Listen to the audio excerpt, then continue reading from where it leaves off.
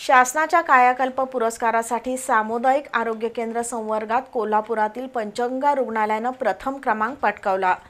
प्राथमिक नागरी आरोग्य केंद्र या संवर्गात आयसोलेशन आरोग्य केंद्रानं राज्यात द्वितीय क्रमांक मिळवला आहे।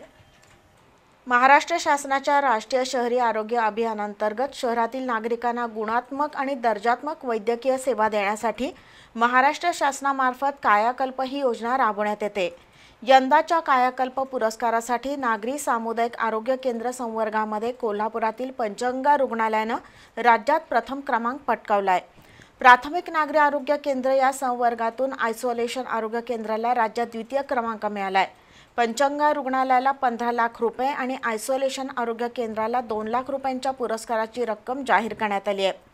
कायाकल्प योजनेत पात्र ठरलेल्या अन्य आरोग्य केंद्रांनाही प्रत्येकी 50,000 रुपये पुरस्कार रक्कम म्हणून दिली जाणार आहे। या पुरस्कारामुळे पंचगंगा रुग्णालयाच्या दर्जेदार आरोग्य सेवेवर राज्य शासनाचं शिक्कामोर्तब झालंय।